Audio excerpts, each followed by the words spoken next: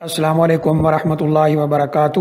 الحمدللہ رب العالمین والصلاة والسلام علی اشرف الانبیاء والمرسلین نبینا محمد وعلی آلہ واصحابہ اجمعین، اما بعد۔ یہ کسی ہماری بہن نے سوال کیا ہے کہ انہوں نے کہیں سے یہ سنا ہے کہ جب کھانا کھانے لگیں تو لوگوں کے آنے سے پہلے کھانا نہیں رکھنا چاہیے، یعنی کھانے کو اکیلا نہیں رکھنا چاہیے، یہ خلاف شریعت ہے۔ اور اسی طرح جب لوگ کھانا کھا کر فارغ ہو جائیں تو جب تک لوگ اٹھ نہ جائیں تب تک وہ برتن اور کھانا وغیرہ جو بچ گیا ہو وہ نہیں اٹھانا چاہیے۔ تو پوچھا ہے کیا یہ بات صحیح ہے؟ دیکھیے، ہماری بدقسمتی یہ ہے کہ بہت سی ایسی باتیں ہیں جن کو دین کے نام پہ یا شریعت کے نام پہ لوگوں میں مشہور کر دیا جاتا ہے، کیونکہ جب تک شریعت کا یا دین کا یا نبی صلی اللہ علیہ وسلم کا ساتھ نام نہ لیا جائے تو تب تک لوگ اس بات پہ توجہ نہیں کرتے۔ تو افسوس کا مقام یہ ہے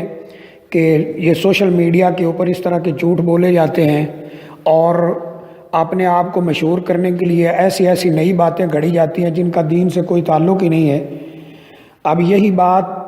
کہ کھانا جو ہے وہ مہمانوں کے آنے سے پہلے نہیں رکھا جا سکتا یا کھانا کھانے والوں سے پہلے نہیں رکھا جا سکتا اور ان کے اٹھنے سے پہلے برتن وغیرہ نہیں اٹھائے جا سکتے، یہ بالکل غلط ہے۔ حدیث شریف میں بالکل اس کے خلاف ہمیں واقعات ملتے ہیں۔ مثال کے طور پہ نبی اکرم صلی اللہ علیہ وسلم نے جب خیبر فتح کیا اور وہاں سے جو مال آپ کے ہاتھ آیا، اسی طرح غلام اور لونڈیاں آپ کے ہاتھ آئے، ان میں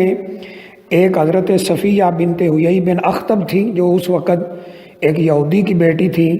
اور ان کا تعلق حضرت موسیٰ علیہ السلام کے خاندان سے ہے۔ تو نبی اکرم صلی اللہ علیہ وسلم نے ان کو آزاد کر کے ان کے ساتھ نکاح کر لیا، شادی کر لی، اور ابھی آپ رستے میں ہی تھے کہ آپ نے آواز دے کر کہا کہ جس کے پاس جو کچھ ہے کھانے پینے کا سامان،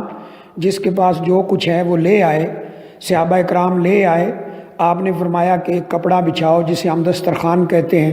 وہ بچھا دیا گیا۔ آپ نے فرمایا سب کچھ اس کے اوپر لگا دو، لگا دیا گیا۔ تو تب آپ نے فرمایا کہ جاؤ لوگوں کو بلا کر لاؤ کہ وہ آ کر کھانا کھا لیں۔ تو لوگوں نے کھانا کھایا تو آپ نے فرمایا کہ میں نے شادی کی ہے اور یہ میرا ولیمہ ہے۔ تو اس حدیث سے دو تین باتیں ثابت ہو رہی ہیں کہ کھانا کھانے والوں سے پہلے دسترخوان پہ کھانا رکھا جا سکتا ہے، اور دوسری بات یہ ثابت ہو رہی ہے کہ ولیمہ ضروری نہیں ہے کہ وہ لاکھوں روپے میں کیا جائے، بلکہ انسان جیسی کنڈیشن میں ہو، جتنی مالی طاقت ہو، اسی طرح کا ولیمہ کر دیا جائے۔ جیسا کہ نبی صلی اللہ علیہ وسلم نے حضرت عبد الرحمن بن عوف رضی اللہ تعالیٰ عنہ کو فرمایا تھا اولم ولو بشاتم، ولیمہ کرو چاہے تم ایک بکری ذبح کر کے ہی کیوں نہ کرو۔ اس طرح کے اور کئی واقعات ملتے ہیں کہ نبی اکرم صلی اللہ علیہ وسلم نے اس طرح دسترخوان بچھایا، لوگوں کو بلایا، صحابہ اکرام سے ملتے ہیں۔ حدیث شریف میں ایک مثال بڑی پیاری ملتی ہے کہ نبی اکرم صلی اللہ علیہ وسلم کی مثال اس طرح ہے کہ جیسے ایک آدمی نے محل بنایا، بڑا خوبصورت محل بنایا اور اس کے اندر کھانا لگایا، دسترخوان پہ کھانے پینے کی نعمتیں چن دی، رکھ دی۔ پھر اس نے اپنے کسی ملازم کو، قاصد کو بھیجا کہ جاؤ لوگوں کو بلا کر لاؤ، وہ آ کے کھانا کھا لیں۔ تو جو آیا کھا لیا، اس نے اس کی دعوت کو قبول کر لیا تو وہ اس محل میں داخل ہو گیا، اور جس نے نہیں کیا تو وہ اس محل میں داخل نہیں ہوا۔ پھر اس کی تشریح خود آپ نے بیان فرمائی نبی کریم صلی اللہ علیہ وسلم نے کہ محل سے مراد جنت ہے اور اس کو بنانے والے اللہ تعالیٰ ہیں، اور قاصد سے مراد میں خود ہوں، یعنی نبی صلی اللہ علیہ وسلم آپ فرما رہے ہیں کہ میں خود ہوں، اللہ تعالیٰ نے مجھے بھیجا ہے کہ میں لوگوں کو دین کی دعوت دوں۔ اب جس نے میری بات مان لی، محل میں داخل ہو گیا، تو وہ محل میں داخل بھی ہوا اور وہاں کی نعمتیں بھی کھائیں، یعنی وہ جنت میں جائے گا اور وہاں کی نعمتیں بھی کھائے گا۔ اور جس نے نہیں مانا وہ نہ محل میں داخل ہوا اور نہ ہی وہ نعمتیں کھا سکا، یعنی نہ وہ جنت میں جائے گا اور نہ ہی وہ نعمتیں کھائے گا۔ تو یہاں بھی آپ فرما رہے ہیں کہ دسترخوان لگایا گیا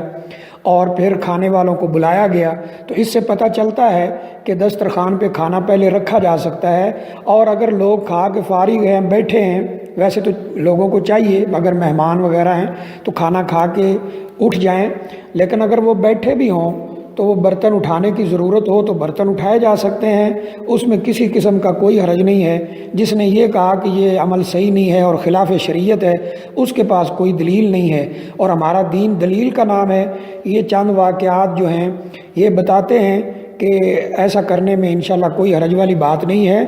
اور جس نے یہ دعویٰ کیا ہے بالکل غلط دعویٰ کیا ہے، اس کے پاس کوئی دلیل نہیں اور نہ ہی اس کی کوئی حقیقت ہے۔